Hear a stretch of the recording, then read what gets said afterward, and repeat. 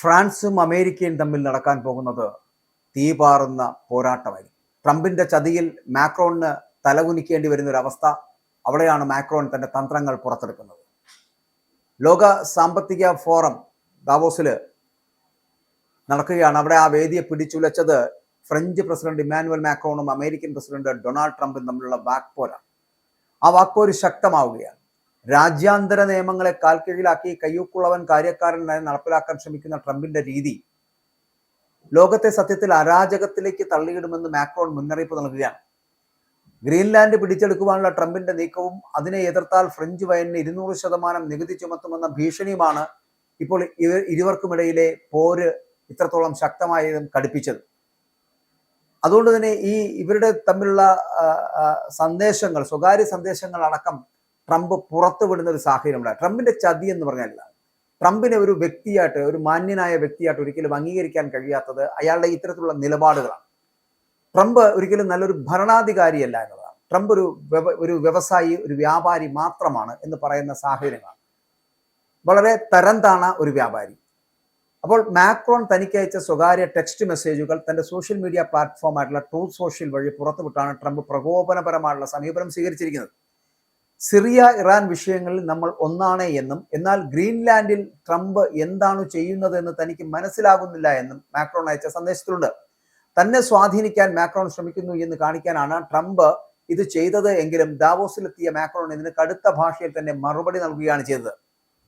ദാവോസിലെ തന്റെ പ്രസംഗത്തിൽ ട്രംപിന്റെ പേര് എടുത്തു പറഞ്ഞില്ല എങ്കിലും കടുത്ത പ്രയോഗങ്ങളാണ് മാക്രോൺ ഇതുമായിട്ട് ബന്ധപ്പെട്ട് നടത്തിയത്. ട്രംപിന്റെ ഭീഷണികൾക്ക് മറുപടിയായിട്ട് താൻ ഭീഷണിപ്പെടുത്തുന്നവരെക്കാൾ ബഹുമാനത്തെയും ക്രൂരതയേക്കാൾ നിയമവാഴ്ചയുമാണ് ഇഷ്ടപ്പെടുന്നത് എന്ന് ആ പ്രസംഗത്തിൽ മാക്രോൺ പറഞ്ഞു വെക്കുകയും ചെയ്യുന്നുണ്ട്. അപ്പോൾ യൂറോപ്പിനെ അടിച്ചമർത്താൻ ആരെയും അനുവദിക്കില്ല എന്നും അമേരിക്കൻ താല്പര്യങ്ങൾക്ക് യൂറോപ്പ് കീഴടങ്ങില്ല എന്നുകൂടി ഫ്രഞ്ച് പ്രസിഡന്റ് വ്യക്തമാക്കുകയും ചെയ്തു. അപ്പോൾ ഇവിടെ ഡെൻമാർക്കിന്റെ ഉടമസ്ഥതയിലുള്ള ഗ്രീൻലാൻഡ് ദ്വീപിനെ അമേരിക്കൻ നിയന്ത്രണത്തിലാക്കുവാനുള്ള ട്രംപിന്റെ നീക്കം, ആ നീക്കമാണ് പ്രധാനമായിട്ടുമുള്ള തർക്ക വിഷയം എന്ന് പറയപ്പെടുന്നത്. അപ്പോൾ ഇതിനെ പ്രതിരോധിക്കുവാൻ ഗ്രീൻലാൻഡ് തലസ്ഥാനമായിട്ടുള്ള നൂക്കിൽ ഫ്രഞ്ച് സൈനികരുടെ സാന്നിധ്യം വർദ്ധിപ്പിക്കുമെന്ന് മാക്രോൺ പ്രഖ്യാപിക്കുകയും ചെയ്തു. അപ്പോൾ 2026 പ്രതിരോധ ബജറ്റിൽ വൻ വർധനവ് വരുത്തി ഫ്രഞ്ച് സൈന്യത്തെ കൂടുതൽ കരുത്തുറ്റതാക്കുമെന്ന് കൂടി അദ്ദേഹം മുന്നറിയിപ്പ് നൽകുന്നത് ഗ്രീൻലാൻഡിനെ സംരക്ഷിക്കുക എന്നത് മാത്രമല്ലല്ലോ ഇതിന്റെ ഉദ്ദേശം. കാരണം ഗ്രീൻലാൻഡിനെ വിട്ടുകൊടുക്കാതിരിക്കുക എന്നൊരു നയം കൂടി ഫ്രഞ്ച് പ്രസിഡന്റിന്റെ ഭാഗത്തുനിന്നുണ്ട്. അപ്പോൾ സ്വതന്ത്രമായിരിക്കാൻ നമ്മൾ ഭയപ്പെടുത്തുന്നവരാകണം, ഭയപ്പെടുത്താൻ ശക്തിയുള്ളവരാകണം എന്ന മാക്രോണിന്റെ വാക്കുകൾ എന്ന് പറയപ്പെടുന്നത് ട്രംപിനുള്ള നേരിട്ടുള്ള ഒരു വെല്ലുവിളിയാണ്. അപ്പോൾ ട്രംപിനോട് പറയുന്നുണ്ട്, നിങ്ങളുടെ പല കാര്യങ്ങളിലും ഞാൻ കൂട്ടുനിൽക്കും, പക്ഷെ ഗ്രീൻലാൻഡ് വിഷയത്തിൽ ഞാൻ മാറി ചിന്തിക്കുന്നു എന്നുള്ളതാണ്. നോർവീജിയൻ പ്രധാനമന്ത്രിക്ക് അയച്ച കത്തിൽ തനിക്ക് സമാധാനത്തിനുള്ള നോബൽ സമ്മാനം നൽകാത്തതിനാൽ ഇനി സമാധാനത്തെക്കുറിച്ച് ആലോചിക്കാൻ തനിക്ക് ബാധ്യതയില്ലെന്ന് ട്രംപ് കുറിച്ചു വെച്ചത് വളരെ കൗതുകകരമായിട്ട് നമ്മളെല്ലാവരും കേട്ടതും കണ്ടതുമാണ്. ഗ്രീൻലാൻഡ് പിടിച്ചെടുക്കുവാനുള്ള തന്റെ വാശിയിൽ നിന്ന് പിന്നോട്ടില്ല എന്നും ലോക സുരക്ഷയ്ക്ക് ഇത് അനിവാര്യമാണ് എന്ന് പറയപ്പെടുന്ന ട്രംപിന്റെ നിലപാടുകൾ എത്രത്തോളം പരിഹാസ്യമാണ് എന്ന് ലോക ജനത തന്നെ വ്യക്തമാക്കുന്നതുമാണ്.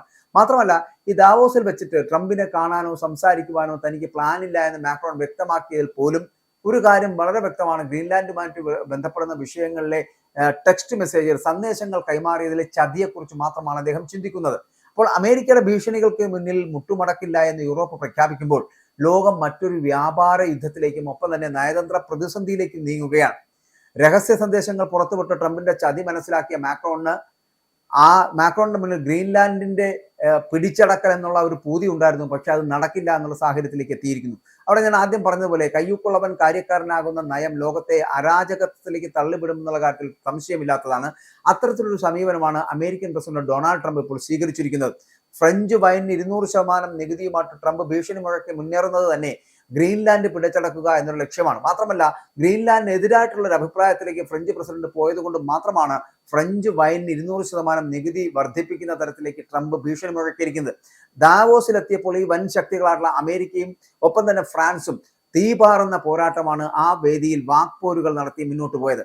ഇത് എന്ന് പറയപ്പെടുന്നത് മറ്റുള്ള ഏത് രാജ്യവുമായിട്ട് നടത്തുന്ന യുദ്ധങ്ങളോടും അല്ലെങ്കിൽ അത് മാത്രമല്ല അമേരിക്ക നടത്തുന്ന മറ്റുള്ള തന്ത്രങ്ങളോടും ഒരു മൃദു സമീപനം സ്വീകരിക്കുന്ന രീതി പലപ്പോഴും ഫ്രാൻസ് അല്ലെങ്കിൽ മാക്രോൺ മുന്നോട്ട് വെച്ചിട്ടുണ്ട്. പക്ഷെ ഇവിടെ സിറിയയോടും ഇറാനോടും ഉൾപ്പെടെയുള്ള വിഷയങ്ങളിൽ നമ്മൾ ഒന്നായിട്ട് നിൽക്കുമെന്നുള്ള സന്ദേശം നൽകിയ ഫ്രാൻസ് പക്ഷെ ഗ്രീൻലാൻഡ് വിഷയത്തിൽ ട്രംപ് ചെയ്യുന്നത് എന്താണെന്ന് മനസ്സിലാക്കുന്നില്ല എന്ന തരത്തിലുള്ള ടെക്സ്റ്റ് മെസ്സേജുകൾ അയച്ചത്, തൻ്റെ സ്വകാര്യ ടെക്സ്റ്റ് മെസ്സേജുകൾ അടച്ചത്, തൻ്റെ സോഷ്യൽ മീഡിയ പ്ലാറ്റ്ഫോമിലൂടെ അതായത് ട്രൂത്ത് സോഷ്യൽ വഴി ട്രംപ് പുറത്തുവിട്ടത് ചതിയാണ് എന്ന് പറഞ്ഞുകൊണ്ട് മുന്നോട്ട് വരുന്നത്.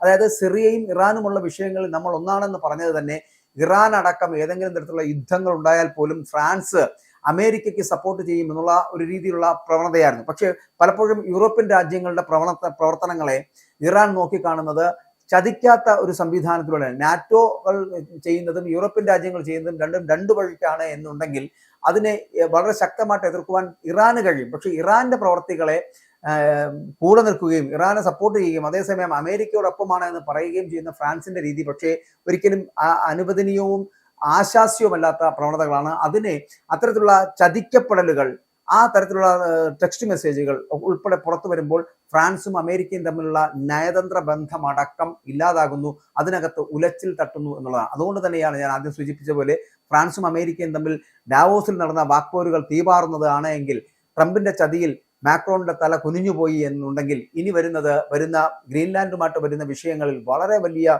വ്യക്തമായിട്ടുള്ള ധാരണയോട് കൂടിയാണ് ഫ്രാൻസ് മുന്നോട്ട് പോകുന്നത്. അതുകൊണ്ട് തന്നെയാണ് അവിടെ വലിയ സൈനിക വൃന്ദങ്ങളെ വിന്യസിച്ചുകൊണ്ട് ഗ്രീൻലാൻഡിനെ സംരക്ഷിച്ചു നിർത്തുക എന്നൊരു രീതിയോട് അല്ലെങ്കിൽ എന്നൊരു സംവിധാനത്തോടു കൂടി മുന്നോട്ട് പോകാൻ ഇപ്പോൾ 2026 പ്രതിരോധ ബജറ്റിലടക്കം വൻ വർധനവ് വരുത്തി ഫ്രഞ്ച് സൈന്യത്തെ കൂടുതൽ കരുത്തുറ്റതാക്കുവാനുള്ള ശ്രമം നടത്തുന്നത് പോലും ഗ്രീൻലാൻഡ് പിടിച്ചടക്കുക എന്നുള്ള ഫ്രാൻസിന്റെ ഒരു മോഹം അതിനകത്തുണ്ട്. അതിനുവേണ്ടി തന്നെയാണ്.